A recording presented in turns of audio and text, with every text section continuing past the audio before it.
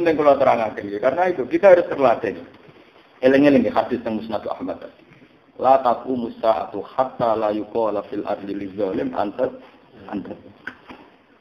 Intinya Islam itu mendukung sekali semua kejelekan harus dibahasakan jelek. Kemungkaran harus dibahasakan mungkar. Jadi kita di Indonesia sebenarnya sudah tertolong saat masyarakat mengatakan maling, mengatakan ronde, mengatakan hidung belang dengan bahasa-bahasa jorok itu syariat itu tertolong. Paham ya? Karena tangan-tangan kiai kan ya tidak banyak, pengaruh kiai juga tidak banyak.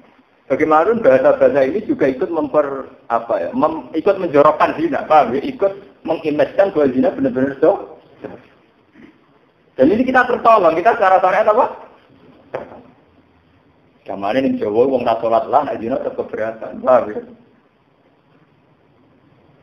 Yo, udah cilik-cilik tak rumah, udah jadi lonte, gue itu keberatan. Masih orang sholat lah itu tetap begitu kan? Dan itu tertolong kita sebagai syariat apa? Ayo ulang nembe niku. Nembe seneng sinau hadis-hadis yang bagaimana Nabi itu menvonis atau menghukumi sebuah fenomena sosial.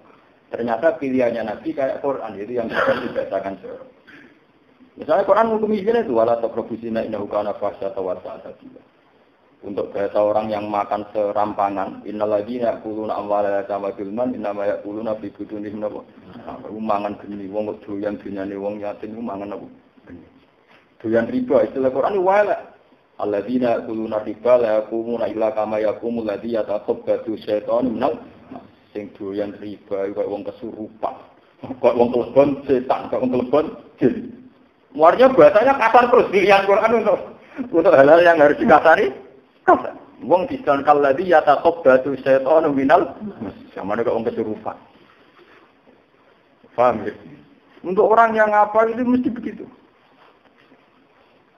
Nah, dengan tradisi ini kita tertolong, kita di Jawa ini tertolong, di Indonesia, di Asia Timur, karena masih bahasa-bahasa jorok untuk hal yang jorok itu masih kuat. Sehingga penghalusan bahasa yang disyariatkan sebagian aliran alasannya bil hikmati wal mizajul hasanah itu tidak sependapat. Bahasa itu hanya terpakai saat kita memotivasi untuk tobat. Yaitu hikmah itu kita pakai saat kita memotivasi untuk apa?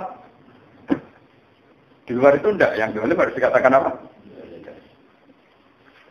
Perilaku kezaliman terutama.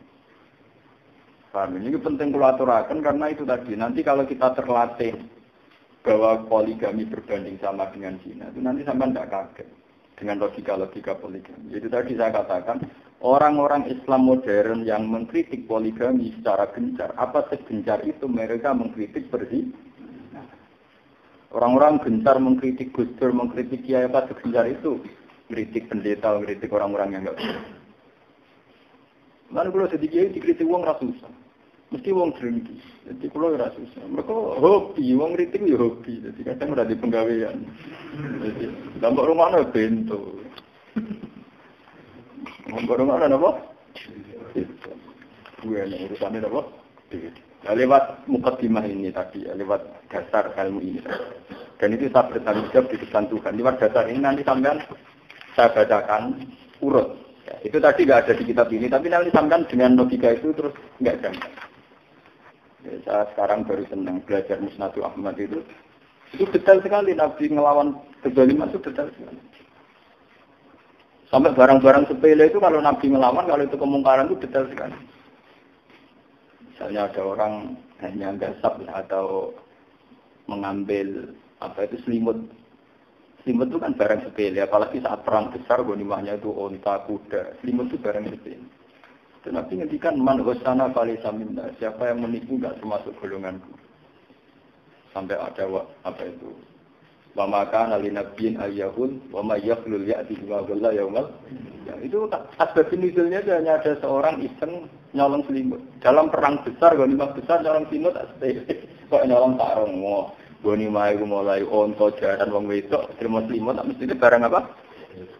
Tapi karena ketegasan Nabi supaya kemungkaran tetap mungkar itu sampai marah Nabi marah sampai jadi asbab nuzul wa may yakhlul ya'ti bima dhalla apa? Menyangkut bunuh diri juga gitu, Nabi ekstrim. Siapa yang bunuh diri, maka alat yang dipakai bunuh diri akan menghunjam-hunjam ke dia sampai ila yaumil qiyamah, sampai di akhirat. Fa in kana bi hadidatin fa hadidatu tutanu fi batnihi ila yaumil qiyamah. Fa in kana bi sayfin fa sayfi ta'anu. Kalau pakai benda tajam maka benda tajam itu akan ditusuk-tusukkan ke perutnya sampai kiamat. Jika Nabi kalau membacakan kemungkaran ya kayak khas baca Quran itu. Misalnya Nabi ngendikan salah satu la yukallimuhum wa yaumal qiyamah wa la yanzuru ilaihim wa la yuzakkihim. Ada 3 kelompok yang Allah enggak berkenan melihat, apalagi ngomong ngendikan. Allah gak keduga, delok ora gelem ngomong ya ora gelem. Sopo iku wong sing khianat, wong sing ya sehat kayak baca Quran. Quran itu kalau sudah benci satu perilaku istilahnya ya la yukallimuhum wa la yanzuru ilaihim. Enggak mau ngendikan, juga gak mau ngomong. Soalnya wong Jawa nek gak keduga mesti emah. Krungu suarane apa? Emah. Nah itu penting. Ekstremitas untuk melawan kezaliman itu penting supaya menjaga stabilitas syariat. Ini tidak boleh dibunuh oleh orang-orang yang sak moralis, dihikmati moralidatil. Paham? Nah, sama takut. Ya itu tadi, kita harus pinter-pinteran meletakkan.